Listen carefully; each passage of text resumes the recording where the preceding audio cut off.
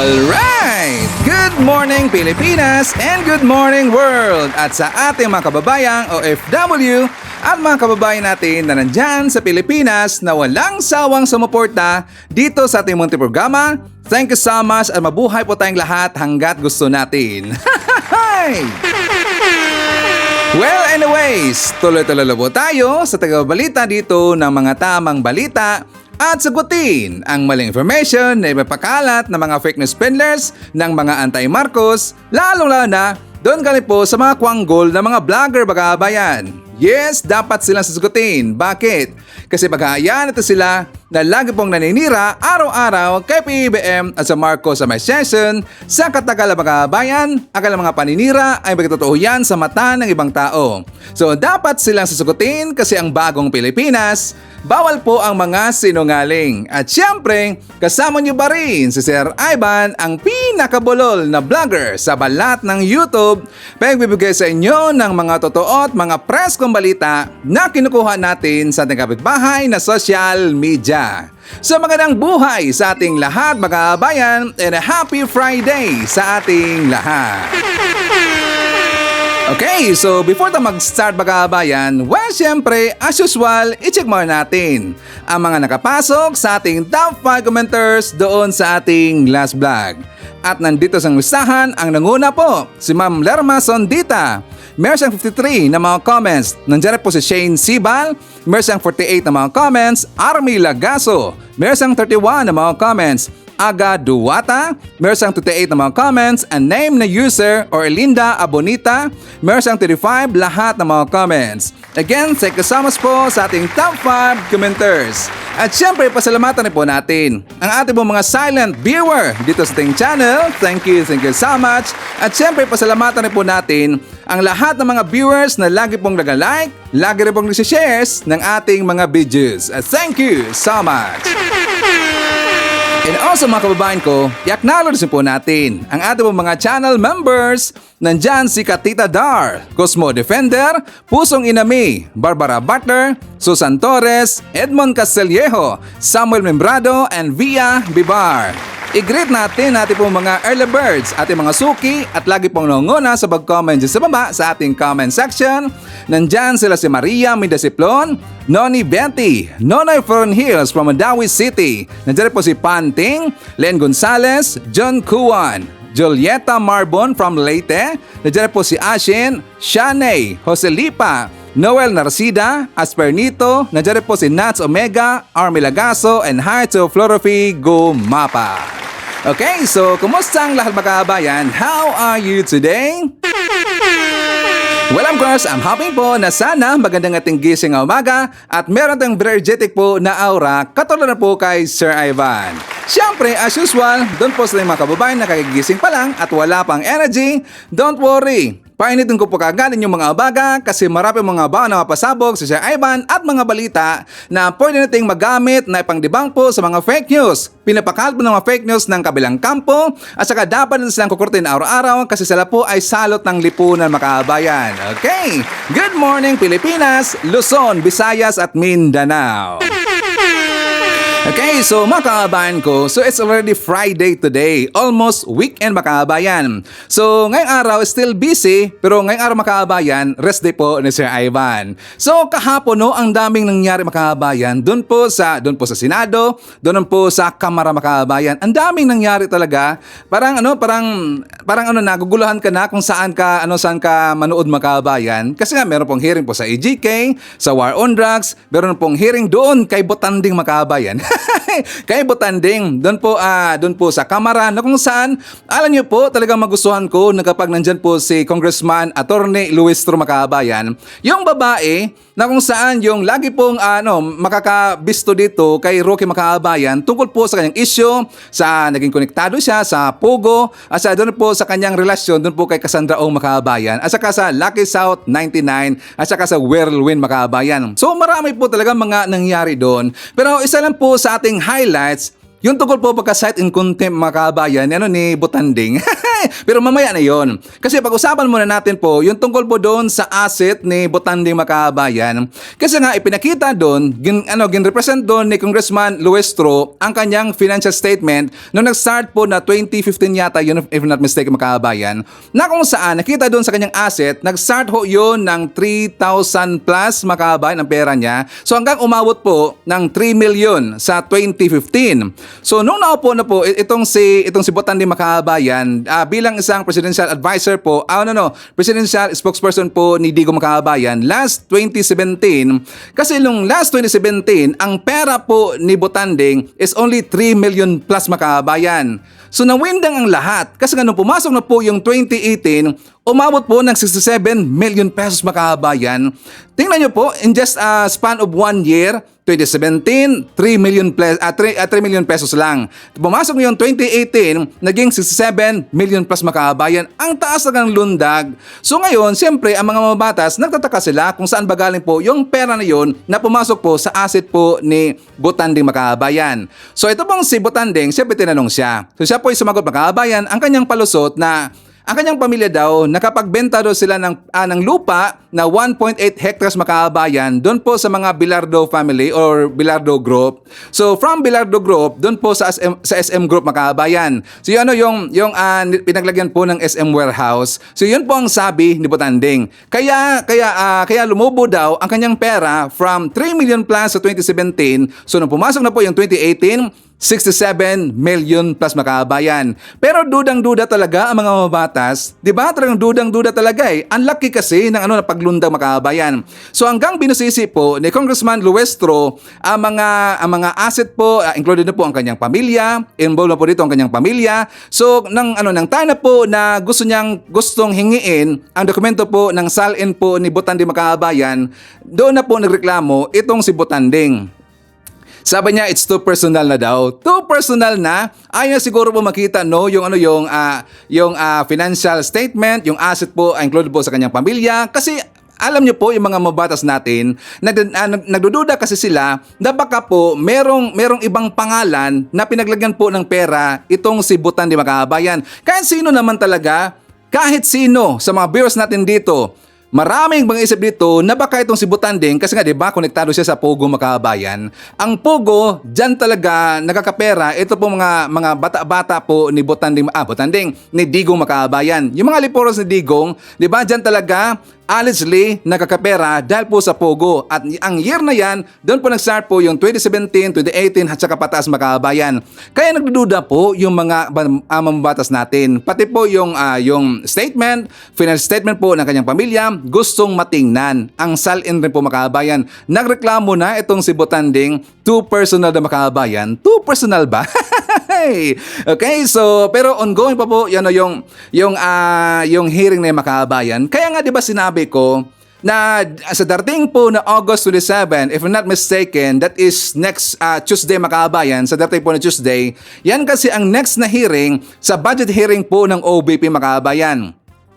So hopefully hindi po ma-riskit po yung day na yan. August 27 Makabayan. So yan po ang time na second hearing po sa budget hearing po ng OBP. So doon na po doon po yan sa Senado. Iba rin po doon po sa Kamara Makabayan. Di ba sinabi ko, kapag darating na po yung time na doon na po ito busisiin ang budget po ng OBP, gusto kong makita, nandyan po si Congressman Luestro, nandyan po si Abante, nandyan po si Dan Fernando, at saka yung bago Makabayan, yung mga baguhan, yung mga bata pa lang. Di ba yung tinawag na parang nakalimutan ko na basta meron silang grupo Makabayan na mga bata-bata pa na grupo po ng mga mababatas. Kasi sila talagang medyo mapusok eh. Hindi sila takot na magtanong po kahit sino Makabayan. Tingnan nyo ang ginawa dito kay Botanding, talagang magigisa, mababalatan, at saka malaman natin po yung mga sekreto ng Makabayan. Kaya nga, very excited po si Ivan na this coming po next week, doon na po yung hearing po sa budget hearing po ng OBP, at saka alaman po natin, ito pong si BP Sara Makabayan, itong si Sara Duterte, dadalhin niya ito pong kanyang bagong spokesperson na si Pua Makabayan. Kasi kapag si Sara lang, babalintong talaga yan. So kailangan niya po ng backup Makabayan, yang pong si Pua. So Asahan natin, si Pua lagi dito ang sasagot po sa mga tanong ng mga mamabatas makabayan. Okay? So anyways, isasasal muna natin po yung tungkol sa salin po ni Botanding. Kasi nga ang highlight do makabayan, yung pagka-cite in contempt nito po ni Botanding. Ngayon, ang kanya mga Alipores, kasi nga nasa in contempt po itong si Botanding, medyo nakulong po doon sa Kamara Makabayan. Ang kanya mga Alipores, included po itong ito pong si Maharlika na walang love life Makabayan, according po ni Crisolo. Walang love life. Talagang umiyak po sa kanyang vlog Makabayan. Literal po na umiyak talaga, pero alam mo pa natin na siya po yung nagdrama Makabayan. Kasi gusto niyang kunin po ang sipat yan ng kanyang mga followers. Gusto niyang utuin Makabayan. Nagdrama talaga doon eh. Tas sabi pa nga niya ni Botanding, ni Maharlika Makabayan na in-advisean daw niya ito pong si Botanding na hindi na lang uuwi sa Pilipinas. Yun mismo po ang sinabi po ni Maharlika Makabayan. At saka sabi niya na meron ba daw siyang mga dala po na yung gamot. Kasi nga 'di ba si Botanding Makabayan, sabi niya siya po ay isang sa diabetic. So sabi po ni Maharlika, ito daw si Botanding ay inject siya sa kanyang insulin Makabayan. So meron pa na siyang 3 months na covered sa kanyang gamot, kaya gin-advise siya ni Maharlika na magstay na lang po sa Amerika at siya tutulungan ng Makabayan. Kasi sila daw ay nakasense dito kapag uwi daw itong si Botanding sa Pilipinas at saka doon po sa hearing, gugurgurin daw Makabayan. Gugurgurin daw, kaya paiyak-iyak po ito pong si Maharlika at saka hinikayat niya ang kanya mga tangang mga followers, yung mga nauto niya Makabayan na pupunta daw kaagad doon sa Kongreso para po mag-rally, para daw mag-vigil, para daw mag-ingay doon at saka dala ng mga plakas Makabayan. Inuuto niya. Pero ipakita ko muna sa inyo ang kanyang vlog Makabayan until darating tayo doon sa video na meron kong na-discover Makabayan tungkol kay Harry Roque. Abutin na lang, hindi niya gindelete po ang kanyang vlog Makabayan.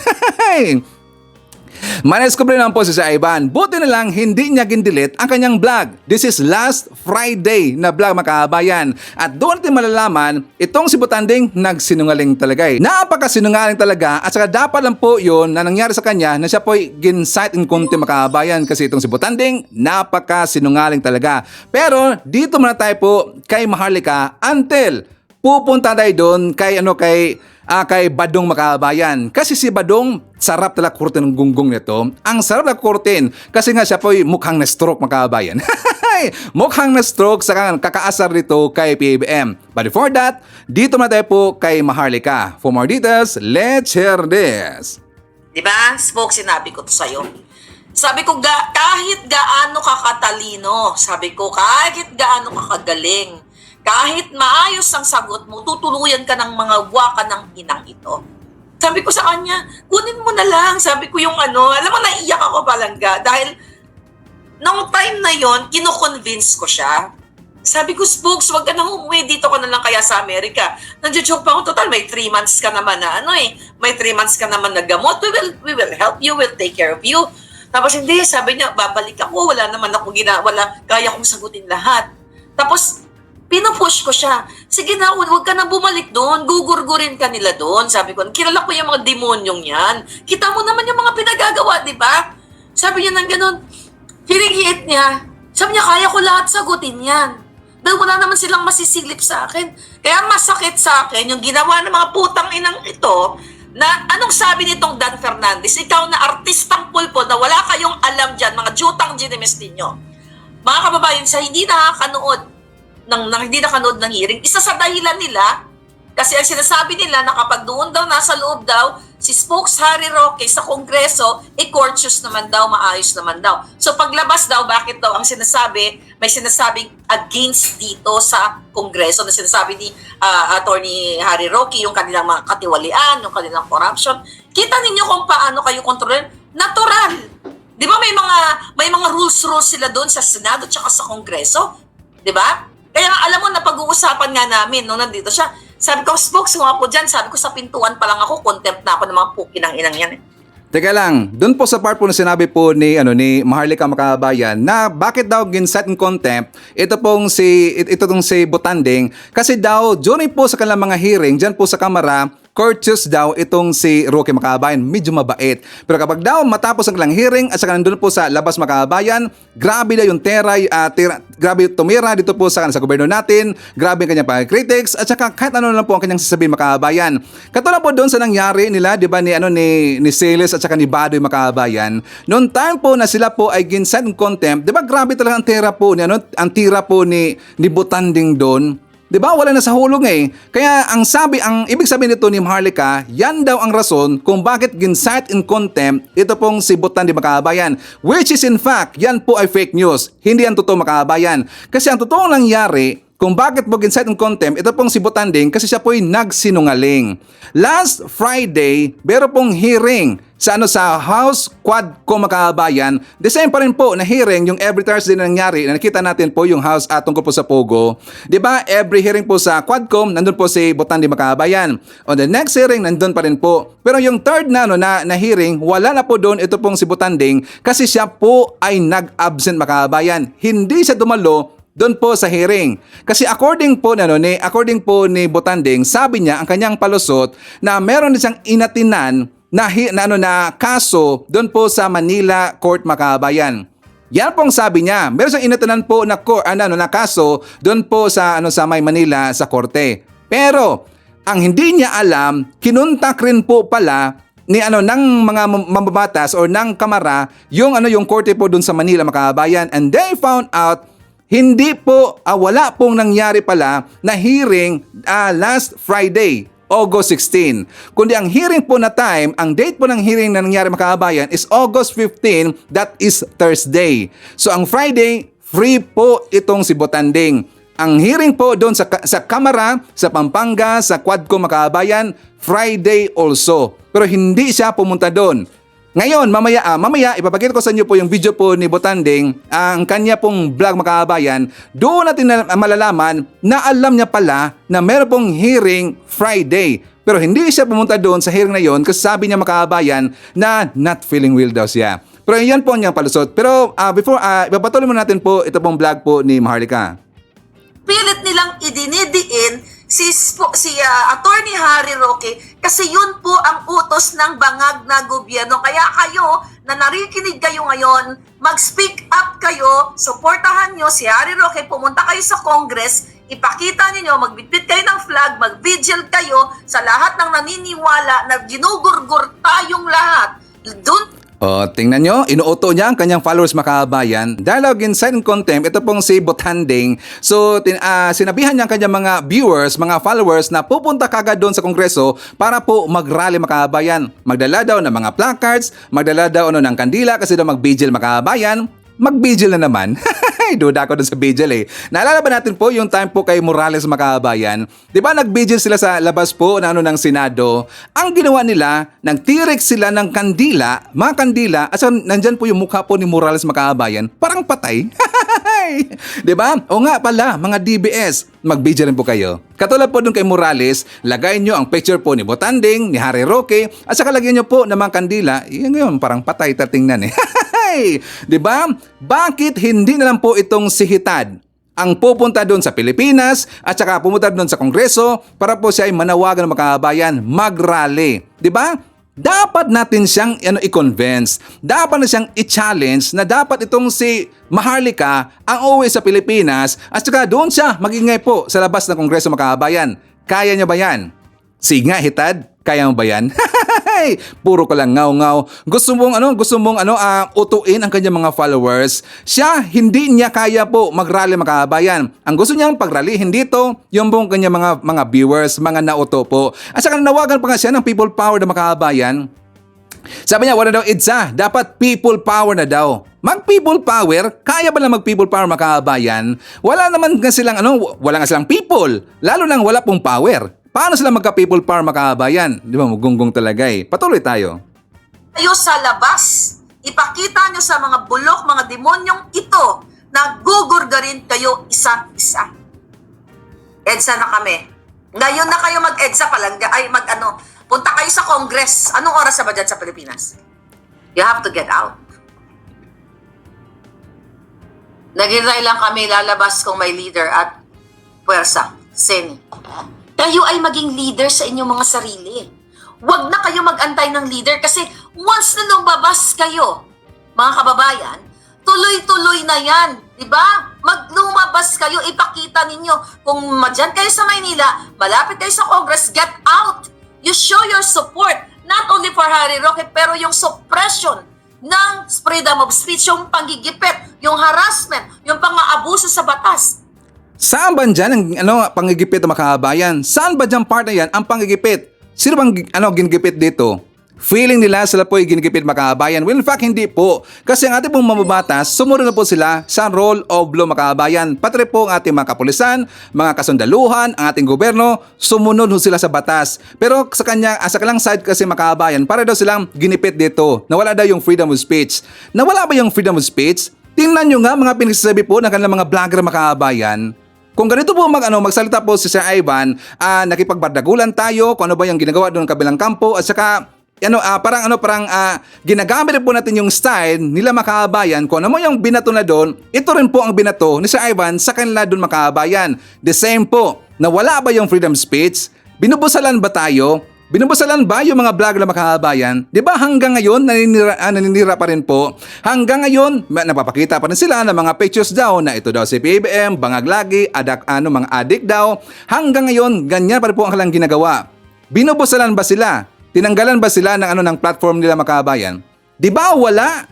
Ito'y taliwas po sa mga sinasabi dito po nila sa grupo po nila ni Maharlika makabayan kasi sila po ay may pagkakasala dito. So dapat lang talaga sila po ay managot po sa batas makabayan. So dito na po sa post ni Cathy Binag makabayan. Kasi natawa talaga ako eh. May post po itong si Cathy Binag tungkol sa pinaparinggan niya kasi makabayan. Sabi niya, nakakagalit ang mga pangyayari. Lord, kunin mo na ang mga masasamang tao. Tingnan hindi nag-isip itong si Binag makabayan. Hindi siya nag-isip. Ulitin natin. Nakakagalit ang mga pangyayari. Lord, kunin mo na ang mga masasamang tao. Be careful what you wish for, Cathy Bangag. Sabi mo, di ba? Nag-wish ka kay Lord, kunin daw yung mga masasamang tao. Sino ang masamang tao dito? Sige nga, Cathy Binag, sino ang masamang tao dito? Si Digong, hindi ba masamang tao yan? Be careful sa wish mo kay Lord, kasi si Digong sa war on drugs pa nga lang, sa AJK pa lang po, di ba ang daming namatay makabayan? 20,000 plus, almost 30,000 ang tinigi niya. Ilan pong tao ang kanyang tinigi makabayan? Ginurgur po ni Digong. Hindi ba siya masamang tao? Di ba? Ang mga drug lords, ang mga konektado sa drug lords, ang mga korap, nandun po sa Duterte admin. So be careful what you wish for sa ating Panginoon. Kunin mo ang mga masasamang tao. Una mawala dyan, Duterte. Sigurado yan. Unang mawala yan, Duterte. Kasi nandun po silang hanay po ang mga salot ng lipunan makabayan. Diba? Hindi nag-isip po itong si Cathy Bangag. Basta lang may masabi makabayan. Kasi nga nakita nila si Botanding na cite in contempt. So yan kagad po ang kanyang sinabi makabayan. Ano na? Hitad! Walang iyakan. Umuwi ka ng Pilipinas, harapin mo ang kaso mo doon. Umuwi ka ng Pilipinas, punta ka sa EDSA, punta ka sa Kongreso, doon ka mag-ingay. I challenge you. Di ba? Okay, so ipakita ko muna sa inyo makabayan. Ito pong video ni Botanding. Di ba sabi ko sa inyo, meron po siyang vlog last Friday na kung saan dito niya inamin makabayan na alam niya talaga na meron pong hearing last Friday. So sabi niya kasi ito po sa kanyang intro, sa kanyang vlog makabayan na hindi rin siya nakapag-vlog kahapon, Thursday, kasi sobrang busy din niya. Busy niya daw makabayan. So pag Friday, wala siyang ginawa kasi nga nagtambay na siya sa kanyang bahay kasi siya po not feeling well daw makabayan. Sabi niya, hindi rin siya nakatin po sa hearing. So alam niya na may hearing makabayan. For more details, let's share this. Magandang biyernes sa inyong lahat ha. Alam ko po hindi Webes, pero kahapon po hindi na naman ako Facebook live dahil busy talaga ngayong mga araw na ito. Kamusta po kayo? Alam ko naglalamierda kayo dahil thank God it's Friday. Ako po nagpahinga ako buong araw dahil medyo hinihika at tumaas ang blood pressure ngayon kaya sa bahay lang ako. Meron akong bista na hindi na-attendan at di rin ako nakarating dun sa bista ng kamera. Meron akong bista na hindi na-attendan at di rin ako makarating dun sa bista ng kamera. O, di ba? Kumpirmado. Alam niya na merong hearing makabayan.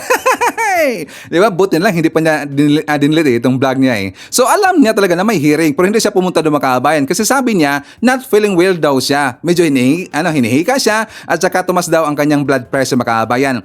Bakit hindi niya yan sinabi? Doon po sa, before pa nangyari po kahapon sa hearing mga kababayan, dapat di ba the day after or Friday, dapat sinabihan niya po yung taga-kamara na, uy, ngayong araw hindi ko pwede makapunta dyan kasi not feeling well ako, iba yung pakiramdam ko, tumaas po aking blood pressure, at sabi rin po ng doktor na kailangan akong magpahinga. Bakit hindi siya nag-follow up mga kababayan? Kasi nga 'di ba sumulat kaagad siya sa doon po sa kamera na hindi siya makaka-attend kasi daw meron siyang atinan, pupuntahan po na kaso mga kababayan, meron siyang kaso na inatinan. Pero butan lang po, nag-reply po yung kaso korte po diyan sa Maynila, nag-send po ng certificate doon po sa kamera na ang kaso pala na inatinan po ni Butanding Thursday, not Friday mga kababayan. So doon pa lang nagsinungaling po itong si Butanding. Di ba tayo po mga Pilipino o lahat po ng tao, kapag meron po tayong mga event na atinan supposed to be mga kababayan, at saka hindi po, di ba, hindi po matuloy kasi nga mariskid mga kababayan or baka maiba po yung schedule. Normally, kapag merong event po na hindi matuloy, tayo po talaga yung magtatanong mga kababayan. Correct if I'm wrong, mga haters. Normal ho yan. Basic ho yan mga kababayan, di ba? Tayo po yung magtatanong kung kailan ba ang next na hearing. Kung bakit hindi po matuloy yung araw na yan. Pero bakit hindi po yan po ginawa ni Butanding mga kababayan? Ang ibig sabihin, baka meron talaga siya pong ibang nilakad mga kababayan at wala siyang planong pupunta doon sa hearing doon sa kamara. Ipakita ko muna sa inyo mga kababayan. Ito po yung time na itong si Butanding na cite in contempt. For more details, let's watch this. Mr. Chair, in our last hearing on August 16, Friday in Pampanga, Secretary Roque was invited by the squad committee. And Attorney Harry Roque sent a letter dated August 13, 2024, addressed to the Honorable Chairman Robert Ace Barbers. Are you the lead chairman? Informing Chair Barbers that he will not be able to participate in the said meeting due to a conflict with the previously scheduled court hearing before the Regional Trial Court of Manila on 16 August 2024, the same date of our Quad Committee hearing. I have here a copy of that particular letter. Mr. Chair, we have also in receipt here a copy of certification from Attorney Jennifer H. de la Cruz, Buendia, Clerk of Court and ex officio Sheriff of Manila, RTC Manila, stating that Attorney Harry Roque has no hearing on August 16 and did not appear in the courts of Manila on said date. Mr. Chair, I hate to say it, but clearly, Attorney Harry Roque, our former secretary, and my former law professor, lied to this committee. And that amounts actually to disrespect on the members of the committee, which is contemptible under Section 11E of the Rules of the House of Representatives on inquiries in aid of legislation. I therefore move, Mr. Chair, that Attorney Harry Roque be cited for contempt for disrespecting the members of this committee when he lied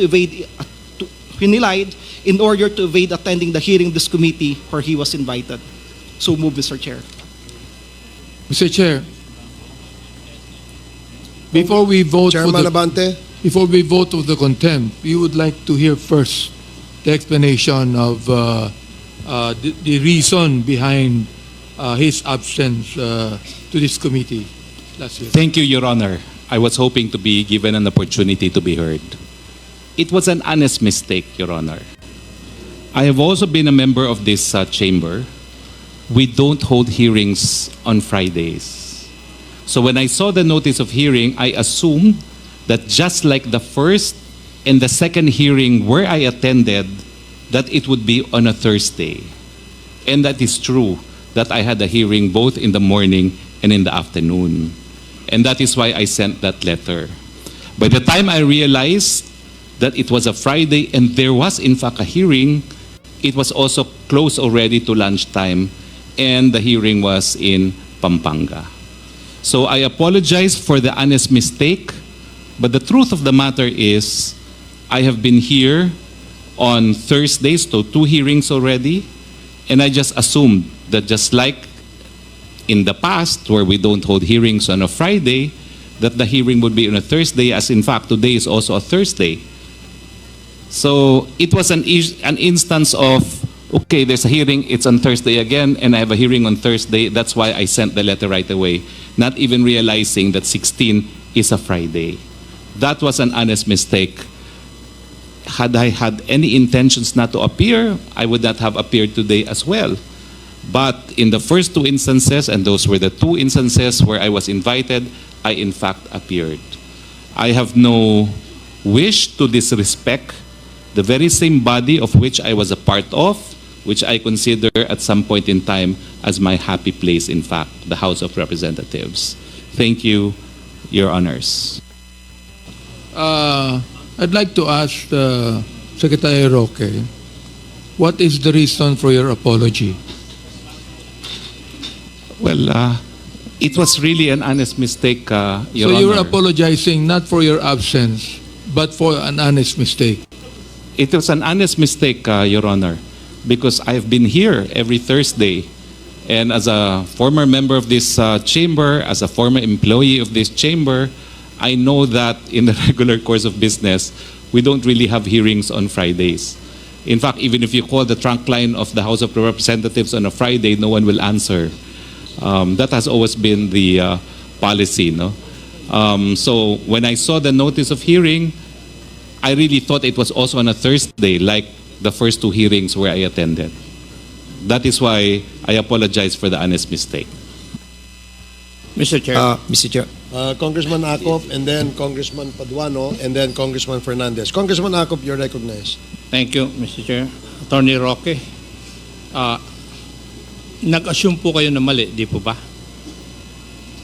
Nagkamali po. Kaya nga, yung assumption nyo mali. Opo, mali nga po yun. And therefore, pag nag-assume ka ng mali, you should be ready for the consequences. Hindi ba dapat ganon? Yes po, but So- there was no intent to disrespect this I'm not chamber. asking whether you have the intent. Ang tinatanong ko lang po doon is, kung nag-assume po kayo ng mali, hindi po ba dapat tanggapin ninyo yung consequences? I will of course accept the consequences, the decision of this body, but since I was given an opportunity to be heard, I thought that there should be allowance for honest mistakes. Kasi, pagpasensya mo na ako. Kasi ako, I know that you have been practicing as a lawyer for a long time. Di po ba? Yes, Your Honor. And as a practicing lawyer, lahat po ng schedule ninyo nakalagay.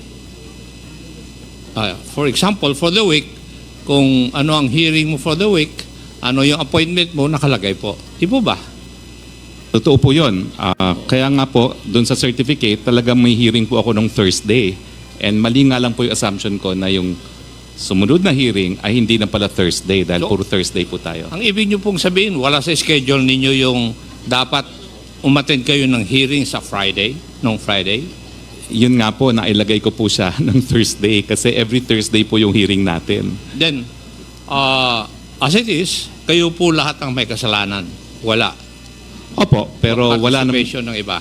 Opo, pero wala naman pong intention to disrespect the Hindi ko chamber. po pini-question yung intention nyo. Ang pini-question ko lang, as a practicing lawyer, ang alam ko, yung mga lawyers, meron silang sinusulatan lahat ng kanilang mga schedule. In your case, kung nakalagay yung schedule na yun dun sa yung event na yun sa yung book of schedules, dapat alam ninyo. Sa totoo nga lang po, dahil akala ko Thursday, nakita ko na morning afternoon ng hearing ko, sumulat na ako kaagad to inform the committee as soon as possible dahil ang buong akala ko po talaga Thursday. Attorney Roque, marami na pong namatay dahil sa maling akala. Kindly bear that in mind. Thank you, Mr. Chair. Thank you, Congressman Acop. Congressman Paduano, you're recognized. Thank you, Mr. Chairman. Anyway, tama po yung sinabi ni Chairman Acop na that's your fault and you should face the consequences, di ba? Now, eto lang po. Kaya ako, of course, the intent, hindi pwede nating pag-usapan dito yung intent. Kasi, the question is, well, in fact, you're calling the chairman of this committee. Well, in fact, you text me with regards your request for your wife to be excused in today's hearing. Now, as you mentioned, nalaman mo na after lunch, nag-hearing sa Pampanga. Di ba? At the very least, man lang, sana you texted me, you call me, or you call the chairman na hindi po ako makarating dyan kasi nagkamali ako. But you never do it. Kaya yung question of intent, sabi ko nga, hindi pwede magiging basis for that possible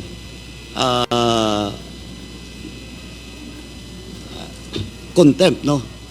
Na minove ni Congressman Ronzalo. Kaya ako, ang ano ko lang dito is supposedly, at the very least, again, you have texted or called us. If not me, you called Chairman Abante. Well, in fact, on that request, you called Chairman Barbers. But you never do it. So, ako, Mr. Chairman, I joined the motion of the first motion of Congressman Salo. Thank you, Mr. Chairman. Thank you, Congressman Paduano. Mr. Chair. Congressman Fernandez. Congressman Abante. Mr. Chair, the fact that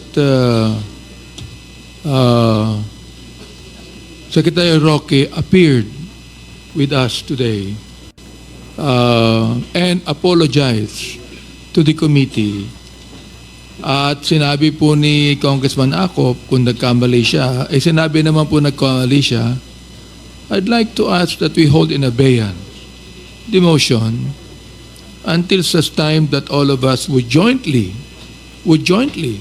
actually join the motion of Congressman Salo. Also, I'd like to open this debate to any member of the committee to say something about this, Mr. Chair. Thank you, Congressman Abante. Congressman Joel Chua, you're recognized. Thank you, Mr. Chair. Mr. Chair, gusto ko lang po tanungin si Attorney Harry Roque. Nung sabi po ninyo kanina, it was just an honest mistake. Tama po ba? Dahil sabi po ninyo, ang akala ninyo is Thursday. So, nung Thursday po ba, nagpadala kayo agad ng notice sa amin? Or at the very least, nag-inform po kayo agad? Tuesday po, pinadala ko po. Dahil nakita ko conflict na po sa calendar. Tuesday. Tuesday po. So, na-realize lang ninyo na Friday pala nung Friday na po at nabalitaan ko na nagko-quad hearing po sa Pampanga. Pero yung quad hearing, parang umaga pa lang po yata. May quad hearing na Tama po ba? Correct po. I took the day off because I was also not feeling well last Friday. So, nung Friday po, masamang pakiramdam ninyo? Yes po. Opo. So, ano pong ginawa ninyo nung Friday, nung na-realize ninyo? Wala po ba? Dati po, sabi po ninyo kanina, na iba po sa amin, kami kasabay pa po ninyo. Wala po ba kayong kahit isang man lamang po na tinext o tinawagan? Well, kasi masama din po talaga ang aking pakiramdam. And in fact, I have a medical certificate today where the doctor recommended that I should be confined in a hospital. Pero I did not consider that because I said I have to appear now because I missed the last hearing. But I have the medical certificate if your honors would wish to see it. But my attendance here reaffirms my commitment to explain and answer all your queries because I have nothing to hide. Ang Quadcom po, Mr. Secretary, ay hindi lang po sa invitation nyo siguro nakita. Definitely po, alam naman po siguro ninyo na meron pong hearing ng Friday kasi makikita nyo rin po naman po ito sa news, sa television, Mr. Secretary. Considering, nakalimutan nyo po ng Thursday na meron po tayong hearing, halimbawa, nagkamali kayo, honest mistake, hindi po ba dapat inalam ninyo kung ano ang naging come up do sa hearing ng Thursday kung sakali halimbawang akala ninyo na merong hearing ng Thursday? Dapat po inalam ninyo na what happened sa hearing. Another thing, supposed to be Friday ang ating hearing, hindi niyo po ba inalam na yung Friday po, anong nangyari nung Thursday? And then nung Friday po, chinek niyo po ang calendar ninyo. Paano niyo po ba na-receive ang invitation, Mr. Secretary? Sa email po, sa email ko nare-receive yan, and I receive voluminous email po talaga, no? Yeah. Mr. Secretary, sa talino niyo po, para pong katakataka na magkamali kayo simpleng schedule po ng araw ng hearing na napakahusay niyo pong abogado. Well, nangyayari po talaga yon na, Your Honor, no? Dahil lang nakita ko ng Committee on Public Order, so sabi ko, may hearing na naman. So, may hearing na naman this Thursday. So, ang ginagawa ko nga po ngayon, rini-reserve ko na yung mga Thursdays ko, and I was going to manifest, in fact, that on next Thursday, I have an international arbitration, and there I will submit the correct form already.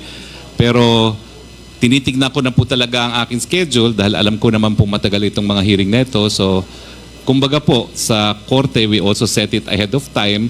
So, bina-block off ko po, tine-check ko na kung ano yung mga Thursdays na meron pong appointment. Another thing po, sabi niyo po kanina, nung nagtatanong po si Honorable Chua sa inyo na you have already a ready medical certificate from your doctor na nagpapatunay na kayo ay hindi fit ang inyong pangangatawan. Para po na pang napaka-ironic na may ready na po kayo agad na medical certificate sa pag-attend nyo ng hearing na kung halimbawa na hindi kayo talaga okay at ina-attest ng inyong doktor, hindi kayo dapat nakarating, which is sinasabi nyo na dahil gusto nyo ipaliwanag ang sa inyo, maging totoo sa committee na to, umattend pa rin kayo despite may advice po ng inyong doktor. Para sa akin po, parang pinaghandaan nyo na po na kung sakaling kayo ay magka-problema dito sa hearing na to, may ready kayong medical certificate na ipapakita sa committee na kung sakali ay kayo excuse, halimbawa sa ganitong klaseng pag-uusap ng contempt, Mr. Secretary. Before we do the voting, Okay, Congressman Fernandez. we recognize and appreciate Attorney Harry Roque's being apologetic. And as a matter of fact, Mr. Chairman, it took us so many hours or maybe minutes to discuss this motion that was moved by Congressman Salo. And we know for a fact that he is really so apologetic about to the issue that what had happened. But unfortunately, I still remember the last time that we have discussed the issue of the SMNI, Celis and Badoy was cited in contempt. And Attorney Harry Roque was so vocal about attacking our institution and every members of this house. And I wanted to ask Secretary Roque before we render our vote on this issue, because as an institution, Attorney Roque, you malign each and every member of this house by telling that we are all corrupt and we are conniving with the DPWH. And a while ago, we were discussing about it. And we are very hurtful of what you have said in that video that we have seen. As much as we wanted to accept your apology, somehow behind our minds and our hearts, there is this something that lingers in all of us, that you are being apologetic in this committee, but somehow when you are outside of this committee, bad words are being thrown against all of us. So, Attorney Harry Roque, can you somehow tell us why it is so that if you are here, you are being so nice with us, but if you are outside, it's the other way around? Can we have some comment, Attorney Harry Roque? Please. Your Honor, aside from the fact that I respect the institution where I came from, there is also proper decorum. So I have always maintained that as a lawyer, I should be in top behavior while in Congress, and that is why there's a substantial difference when one is in the exercise of freedom of speech outside and when one is before an institution like Congress. No? Well, thank you very much for contemplating, Your Honors, whether or not this committee will cite me in contempt. I will, of course, accept it because I have no choice. But, Your Honor, I would like also to emphasize that the committee must abide with its own rules. No? And for now, I would like to make a query to the 4 committee secretaries of the Quad if we in fact have a quorum as we take this vote. Because I think as a person who may or may not be detained, I need to ensure at least that the rules are followed, that there be a 2/3 vote of the body, there being a quorum. And I do not know what quorum is involved, given that there is a Quad committee now, and which is actually a first as far as legislative history is concerned, no? That there are 4 committees. I'm just doing so, Your Honor, because I leave my faith to you, but that faith should, of course, be in conformity with the rules. But thank you very much, Your Honors. Yeah, Mr. Chair, my question, Mr. Chair. Mr. Secretary, is that are you being truthful with all your accusations against the institution and against all the congressmen when you deliver those statements after the contempt that was issued by all of us with Celis and Badoy? Your Honor, I still represent Celis and Badoy. And I raised legal grounds against the contempt. I said that there was no due process because in jurisprudence, there must be a show cause order before being cited in contempt. And I also said that the exercise of freedom of expression should not be deemed to be contemptible, especially under the facts of the Celis Badoy case, because they were raising an issue of public interest. So I do not know what other matters the good chair is referring to, but I certainly know how the institution works. I respect the institution, but we all know that there are also abuses within the institution, no? Which should not in any way affect the integrity itself of the institution, but certain practices will have to be condemned if, in fact, one sees them happening. Yeah, we understand you're kind of representing the SMNI, and we understand as well that of your freedom of expression. But of course, you have established also friends among the members of this house, and with that collective accusations against all of us, that really hurt a lot of members of this 19th Congress. And that's the reason maybe we have a long discussion about your predicament because of that friendship that you have established in this Congress. But of course, we have to follow our rules. As what you have said a while ago, that there are certain rules that we have to follow. Painful as it may be, but you have a lot of friends in here, but we have to do our job. We hope you will understand that, Secretary Roque. Congressman Salo? Thank you very much, Mr. Chair. Mr. Chair, and to this honorable committee, in consideration of the fact that the resource person, former Secretary Harry Roque, is my former law professor, fellow Kabayan Party List representative, and a former member of this House of Representatives, and in consideration also of his claim for honest mistake, and of course, the apologies that he has given to this committee. And finally, in consideration personal relations, as you has mentioned a while ago that he was my ninong, respectfully move, Mr. Chair, that the penalty be given be shortened to the barest minimum, which is just 1 day or 24 hours, Mr. Chair. Second motion, Mr. Chair. There is a motion, Second motion, duly Mr. Chair. seconded, to impose a penalty of 24 hours to our resource person, Attorney Harry Roque. Hearing no objection, the motion is carried. Yes. I will give you, Attorney Harry Roque, 2 minutes to Thank make you. your manifestation. Thank you, Mr. Chair. I would like to move for reconsideration. It is not the severity of penalty, but the deprivation of liberty that I am appealing from. I believe that the right to liberty is amongst the most important of basic human rights. and there being no showing that there was an actual lying but an honest mistake, and there was no actual disrespect as evidenced by the fact that I have appeared 3 times out of the 4 invitations, I believe that any form of punishment by way of deprivation of liberty is unwarranted.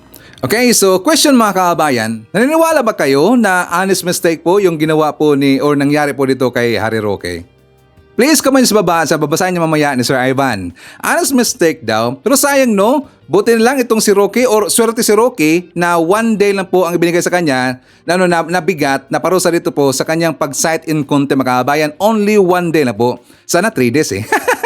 Sinungaling eh. Di ba? Despite po sa ginawa niya sa mga mababatas makabayan, doon po sa yung na-cite in contempt po itong si Celis at saka si Badoy makabayan. Di ba? Grabe talagang ibinato ni Butanding doon po pang-akusa, doon po sa mga mababatas natin makabayan. Swerte siya, 1 day lang eh. Pero sayang, 1 day lang. So ngayon po, mga ito pong si Maharlika, ito pong si Hitad, huwag ka na umiyak, 1 day lang naman eh.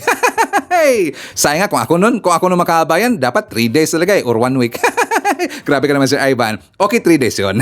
para matuto makabayan. Kasi pag 1 day, alam mo natin kapag 1 day, baliwalan sa kanila na eh. Diba? Parang sila po ay nagpapahinga makabayan. Para nagpa-aircon lang, para chill-chill lang. 1 day lang naman eh. Diba? So kain-kain lang yan. Pero yan po ay pinapalaki ng kabilang kapo makabayan. People power na sila. It's a people power. Mag-rally sila in front po ng Kongreso. Magdala po ng mga placards at saka mag-vigil ng makabayan. Ako na po yung mananawagan sa mga DDS, mga haters natin. Punta kayo Kongreso, mag-vigil kayo doon. Ilagay nyo ang mukha po ni Butanding, lagyan nyo ng mga kandila. Yun, vigil yun. Parang patay. Napansin ba ito makabayan na kapag po nandyan po si Butanding sa kamera, parang ang bait-bait talaga eh.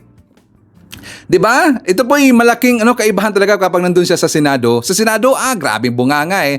Talagang sinusupalpal niya. Lagi itong si Rizon Tiberos, saka mga senador doon. Pero dito po sa Kamara makabayan, hindi niya kayang gawin, no?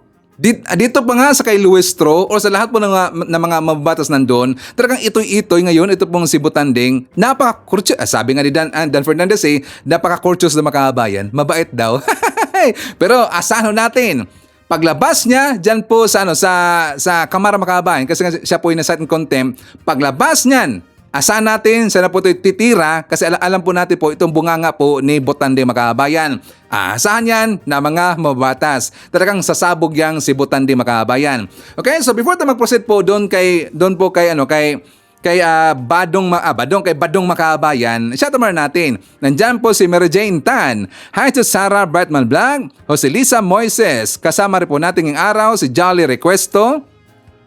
Hi to Van Parts, Nelly Domingo, Elizabeth Habihan, Tami Tamayo, Crispin Mendez, M. Sarino, nandiyan rin po si Bayani Pitubias, Antonio Payos, Cathy Ramos, Chet Kines, Angelita Holsanger, Corazon, nandiyan po si Romana Agata, Sapon Manuel, hi to Joyful Pinay, nandiyan po si Paul Lamberte, hi to Deng Cristina Sordilla, Emmy Mapalad, Orlando Esperanza, Evelyn Garcia, Sport Shinobi from South Korea, hi to Aurora Mercado and Mercado family ng Mangaldan, Pangasinan. Nandiyan po si Nelo Ramirez from San Miguel, Tarlac. Dioselin David G. Mangira from Plaridel, Bulacan. I-shoutout rin natin si Estrella Pascua ng Dasmariñas, Cavite. Greetings from Ginaro, Salamat. Okay, so ipakita ko sa inyo makabayan. Ito pong vlog po ni Badong Arateles, si Boy Kapi makabayan. Kasi inaasar niya dito si PBBM. Alam mo natin, di ba ito po mga DBS na sila po yung nagpapakalat ng mga pictures ni PBBM na yung nakangiwi makabayan, yung nakaganon lagi. Di ba? Saan kayo magpupunta? Facebook, Twitter, YouTube o sa mga account po dyan sa social media. Lagi nilang pinopost po ng picture ni PBBM na meron dang white substance dito, parang residue makabayan. Patrap yung picture na itong si PBBM nakangiwi. Di ba? Ito po yung ginaya. Ginaya po ito ni Badong Makabayan. Pero before tayo magpatuloy po sa ating opinion Makabayan, tsaka kurte natin po itong si Badong na to kasi pasaway ipakita ko muna sa inyo ang kanyang vlog para po maintindihan natin. For more details, let's watch this. Alam nyo, pinapalagana po ng mga tangengot ng mga tao. Yung mga followers po ng kabila, Hindi ko maintindihan, pareho ba tayo ng pinanood? Ang alam namin na pahiya si Risa Ontiveros. Parang gusto ninyong palabasin na napahiya ngayon. Alam nyo, buti pa yung mga kalaban natin, yung mga dilawan, napunan nyo ba? Yung mga kalaban natin, yung mga dilawan, mga tao, sila JC Punong Bayan, sila Haiderian, sila Raisa Robles, sila Father Nongnong. Paano yung mga tao, yung si Jober Laureo, mga totoong tao, ito po, yung mga binabasa natin ng mga post sa Twitter, wala na pong tao 31 million, ganun po yung mga, walang may pangalan tao sa kanila. Kaya pwedeng konti lang to no? Sila-sila lang to Teka lang, doon pala makaabayan, ang mga binanggit niya ng mga vlogger na mga dilawan makaabayan, kasi yan daw ang lagi niyang tinitira noon. At yung mga tumitira sa kanila, iniisi-isi lang kasi sila makaabayan. Parang kinakaya lang po dito ni Badong. 'Di ba? Noon viewer ako ni Badong lagi niyang tinitira po si JC Punong Bayan, yung mga dilawan po ng mga vlogger ng kabilang kampo, mga pinklawan. Sila po si Haiderian, si Richard Haiderian, marami makaabayan, yung mga kilala po ng mga vlogger ngayon ng mga pinklawan. Well, bakit ayaw niyang harapin? Kasi ang lagi pong tumitira dito sa dito kay Sara Duterte, dito po kay Digong, sa mga Duterte, di ba ang mga pro-admin makaabayan, ang mga Marcos vlogger, mga pro-admin na mga vlogger, ito po ang laging tumitira, or kami po ang laging tumitira makaabayan. Pero yung mga dilawan, hindi kasi sila lagi pong nakikita po ng mga DDS. Kasi ang lagi pong nakafocus sa DDS, ang lagi pong focus ng DDS nga tumitira sa kanila, yung mga baguhan ngayon ng mga vlogger, like for example, si Ivan. Diba, tumitira ngayon sila si Takiro, sila si Chris Olo, si Sir Ivan, mga pro-admin man, mga Marcos vlogger makaabayan, si Mima Alicia, si Mike Cervera. Bakit ayaw niyang pangalan ng makaabayan? Bakit ang lagi niyang ang binabanggit sila si Parikoy, sila yung si paring Nongnong, yung pari makaabayan, ang binabanggit niya yung si JC Punong Bayan, yung columnist makaabayan, si Richard Haiderian. Kasi bakit hindi niya bakit niya yun po ang binabanggit? Pero ayaw niya yung mga Marcos vlogger makaabayan. Kasi alam niya, ang mga Marcos vlogger talagang mahilig po mangbabarubal makaabayan. Kasi sila po tumitira, talagang makipagbardagulan ng babarubal lagi po ng mga pro-admin na mga vlogger. Banat Bay, si Bisdak, yung may tagip po yung mukha, yung mata makaabayan, si PL, sila si Besdakiros, sila si Chris Ole, si Dada, o marami pang iba. Si Maharlika, kasi grupo na si Maharlika makaabayan, di ba? Ang titirahin nila, yung pong mga dilawan na hindi po masyado makipagbardagulan makaabayan. Yung chill lang na sumagot sa kanila at saka nagko-comment lang dyan sa Twitter, sa Facebook, post ng makaabayan. Di ba sabi nila na hindi daw nakita yung tumitira sa kanila? Badong, I challenge you, kami ang titirahin mo. Di ba? Bardagulan. Ganun kung anong ginagawa nyo, yarin po ang ibabalik namin sa inyo. Bakit hindi nyo titirahin po yung mga Marcos vlogger? Di ba? Nandito lang kami, nakita kami lagi. Di ba sabi niya hindi din nakita makaabayan ang mga tumitira sa kanila? Sir Ivan, nakita mo lagi ba dong? Bakit ayaw mo kong tirahin? Di ba? Baka ikaw may stroke Baka ikaw po ma-high blood. High blood pa naman yan si Badong makaabayan. Before yan magbablog, lagi siyang umiinom po ng Calcibac yata yan. Basta meron siyang gamot po para sa high blood makaabayan. Before siya magbablog, inom muna yan pang high blood. Kasi siya po ay high blood makaabayan. Kapag titirahin niya si Sir Ivan, mas lalo pa, mas worse pa sa high blood, ang kanyang tatamasin makaabayan. Patuloy tayo. Ito po, ang tapang po ni BBM. Ang tapang po ni BBM, sabi po ni BBM, heads will roll. Hindi po mas roll, heads will roll. Dahil po nakatakas ito pong si Alice Go. Naku, may nanginig kaya? May natakot kaya? Ang tagal na niyang heads must roll na yan. Matagal na kami naghahanap ng... May natatakot ba sa presidente? ng mga tauhan niya?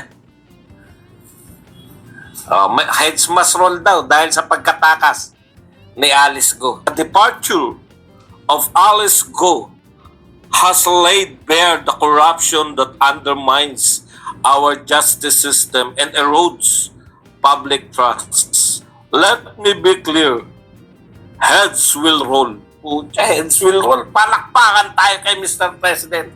We will expose the culprits who have betrayed the people's trust and aided in her flight. A full-scale investigation is already underway, and those responsible will be suspended and will be held accountable. Sumasakit yung pangak. And will be held accountable to the fullest extent of the law. There is no room in this government for anyone who places personal interests above serving the Filipino people with honor, integrity, and justice. Ferdinand Romualdez Marcos Jr., President of the Republic of the Philippines. Galing, ha? Palakpakan, ha? Okay, abangan natin, ha? Sigurado ka, Mr. President. Sigurado ka, Mr. President, ha? Tagal na namin naghihintay ng heads will roll. Dati, heads must roll. Ngayon, heads will roll na. Pucha, tingnan natin. Ha? Oh, di ba? Inasahan niya si PBM Makabayan. Pag ngumayo siya, ang sakit na yung panga niya eh. Parang na-stroke Makabayan. Badong, lagi mong gagawin yan. Everyday po sa vlog mo. Baka ikaw po'y matuluyan, ma-stroke ka. Baka ka ma-stroke ka, Badong. Sigawan po yan, nang-asar siya kay PBM kasi matapang daw si PBM ngayon Makabayan. Matapang daw dahil di ba napalabas po siya ng statement dahil po si Alice Goo nakatakas kasi sa Pilipinas Makabayan at saka di ba ang last doon na sa kanyang location is Indonesia. Kasi nga ngayon Makabayan, di ba nadakip na po yung nabalik na po sa Pilipinas ang kanyang kapatid, si Sheila Lial Goo, pati po yung partner po ni Botanding Makabayan, si Cassandra Leong. Di ba? Kasi nga nasa Cote, doon sa Indonesia, doon po sa may isang hotel Makabayan. Sabi ni Badong, dahil daw nagpalabas po ng statement si BBM na sabi niya, heads will roll. Hindi na po heads must roll Makabayan. Iniba po ni BBM kundi heads will roll. Ang ibig sabihin, talagang galit na ngayon si PBM. Galit na po si PBM Makabayan. Di ba ang heads must roll noon, ngayon heads will roll na. Kasi sinasuguro niya, meron pong mananagot ito Makabayan. Meron pong, kasi alam niya na meron pong talagang isang corrupt na tao, tumulong ho dito kay Alice Goo, kay Cassandra Leong, dito po kay Sheila Lial Goo Makabayan na para po makatakas na pumunta doon from Malaysia, Kuala Lumpur, until pumunta po ng Singapore, hanggang pumunta po ng Indonesia Makabayan. Tanong ni Badong, may natakot ba daw kay PBM? Yes, natakot po lahat Makabayan.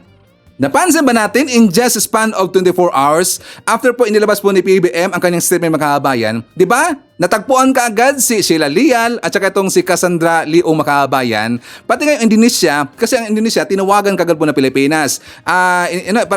Ipinubos kagad doon sa Interpol at saka siyempre nabasa kagad din po ng Interpol doon sa Indonesia. So nakita nila merong kahinala-hinala po na tao na mga tagalabas po na tao Makabayan na nagpa-reserve po ng isang hotel. So nakita na kaagad po, yun pala ang hinahanap po ng gobyerno ho natin.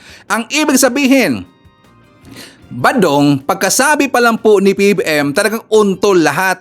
Bumalintong lahat Makabayan. Talagang natakot kagad po kay PBM. Kasi si PBM, kapag yan po'y mainis na, maramdaman talaga natin po, yan po'y mainis at dapat merong mangyari Makabayan. Ganon po si BBM. Si BBM tahimik ho yung matrabaho. Gusto niya pulido Makabayan. Kapag nakita niya yung mga ginagawa po ng gobyerno natin o merong sangkot sa gobyerno natin na hindi na po magandang ginagawa, diyan na po magsasalita po si PBM na talagang yung parang ipabundak na Makabayan. Sa Bisaya, pag ginbundak na niya pagkasabi, ang ibig sabihin, kailangan talagang maresolba po yung issue na yan in just span of how many hours Makabayan. So nangyari talaga, di ba? Tapos tanong po ni Badong, kahapon, daada din yung Makabayan, daada din po yan niya sinabi. Nung time po na inilabas po yung statement po ni PBM, doon po yung time niya, sinabi niya, may natakot ba daw sa ating Pangulong Makabayan? Marami, lahat natakot kaagad. Ako nga gusto ko talaga na si PBM na lagi pong ganun Makabayan, yun yung mapakita talaga ng pangil, magalit na, gustong ganun Makabayan kasi nga yung mga issue dyan talagang ma-resolve kaagad. Di ba? Takot pala lahat eh. So ipakita ko sa inyo Makabayan, ang balita na kung saan ito pong sila po yung kapatid po ni Alice Goo, si Sheila Lial at saka ito po si Cassandra Leong nandiyan na po sa Pilipinas. For more details, let's watch this. Dumating na sa tanggapan ng Bureau of Immigration sa Intramuros, Maynila ang convoy ni na Sheila Lial Go at Cassandra Leong. At live mula sa Intramuros, Maynila, nasa frontline ng balitang yan si Brian Basa. Brian, kumusta ang update dyan? Jiggy, andito tayo ngayon sa labas ng Bureau of Immigration kung saan nakaabang ang mga miyembro ng media sa kung ano man ang kahihinatnan ni na Sheila Guo at Cassandra Leong. Napakahigpit na mga opisyal dito, hindi tayo pinalalapit dun sa mismong entrance ng headquarters. At ang nalaman natin sa mga oras na ito ay nakatakdang kasuhan sina Sheila Guo at Cassandra Ong. Pero para raw mabilis, dito sa Bureau of Immigration gagawin ang inquest proceedings over the weekend. Ayon yan kay Justice Assistant Secretary Miko Clavano. Mahaharap si Cassandra Ong sa reklamong obstruction of justice at paglabag sa Passport Act. Si Sheila Guo naman ay kakasuhan para sa immigration violations. Medyo mabilis yung kanilang paglipat mula sa NAIA Terminal 1 hanggang dito sa Bureau of Immigration. It was a bumpy ride, as I would describe it kanina. Kaya maaaring naka-contribute ito, nakadagdag ito dun sa sinasabing pagkahilo ni Sheila Guo. At dito rin muna sila mananatili sa headquarters ng Bureau of Immigration hanggat hindi pa natatapos ang inquest at medical exam. Kanina, bago magsimula ang Frontline Pilipinas ay nakita natin ang pagpasok ng mga opisyal ng Justice Department. Kasama nga dyan si Assistant Secretary Miko Clavano. Hanggang ngayon, wala pa ring lumalabas dito sa headquarters ng Bureau of Immigration. Ngayong napauwi na ng Pilipinas ang dalawang kasama ni Alice Go nang magtungo siya ng Malaysia noong nakaraang buwan, lalong lumiliit na ang mundo ng dating alkalde na kasalukuyan daw nasa Indonesia. Nasa frontline ng balitang yan, si Camille Samonte. Ito ang larawang inilabas ng Presidential Anti-Organized Crime Commission o PAOK. Ang babaeng nakabilog ay ang sinasabing sinibak na alkalde ng Bamban-Tarlac na si Mayor Alice Go. Kuha raw ang litratong yan noong July 21 sa Kuala Lumpur International Airport sa Malaysia. Papunta raw niya ng Singapore si Go. Sigurado ang PAOK na si Alice Go nga ang nasa picture. Nagtutugma kasi yung mga timeline ng pictures at saka yung immigration records na nakuha natin doon sa Immigration Bureau netong Malaysia. Pero hindi pa tukoy ng ahensya kung sino ang kasamang babae ni Go at kung paano sila nakalabas ng Pilipinas. Kung July 21 pa lang, wala na sa bansa ang dating alkalde, imposible raw humarap mismo si Go sa notaryo noong August 14. Taliwas yan sa sinasabi ng abogadong nakakita raw kay Go noon. Kami ay hindi naniniwala that she physically appeared before Attorney Elmer Galicia, no? Na para i-subscribe, mag-swear doon sa kanyang counter affidavit tinatawag. Naghain ng mosyon ng PAOK para kontrahin ang counter affidavit ng dating alkalde. Ang tanong ngayon, nasaan na si Go? Maging ang kanyang legal counsel, aminadong hindi na rin alam kung nasaan ang kanilang kliyente. Kasi dati sinasabi niya nasa Pilipinas pero hindi ko alam kasi hindi niya ma-confirm sa akin kung saan eh. Nakita na rin nila ang inilabas na larawan ng PAOK at nang tanungin kung si Alice ba yan, ito lang ang kanilang sagot. Pwede siya pero kailan? Sino nagpadala no? Kasi tingnan mo kung kailan kinuha yun, di ba? Base sa nagkalap na impormasyon ng PAOK, mula Singapore ay nag-ferry si Go papuntang Indonesia. Kinukumpirma ng Department of Justice kung totoo bang nasa lungsod ng Batam sa Indonesia ang sinibak na Bamban Mayor. Si Alice Lial Guo ay hindi nila namataan kahapon hanggang kanina doon sa Batam, Indonesia. Pero wala rin silang sinabi na nakalabas na po ito ng bansa. So malakas ang aming paniniwala na si Alice Lial Guo, si Guwaping, nasa loob pa ng Indonesia. Lumalakas ang tsansang nasa Batam nga si Go, lalo't kanina lang naharang ng mga tauhan ng Immigration Office sa naturang lungsod ang dalawang kasamahan ng dating alkalde. Hawak na ng mga otoridad ang kapatid ni Alice Go na si Sheila Lial Go at si Cassandra Leong na siya namang authorized representative sa ni-raid na Pogo Hub sa Porac, Pampanga. Sila raw ang kasama ng dating alkalde na lumabas ng bansa noong nakaraang buwan. Ayon kay Justice Secretary Boying Remulla, ang pagkakadakip sa dalawa ay patunay na may koneksyon ang mga Pogo Hub sa Porac at Bamban. We found a connection between Alice Go and Cassandra Leong, definite connection was found by our people, which means that Bamban and Porac are closely related. And remember that despite all the denials of former Secretary Roque, it appears that they're really intimately related.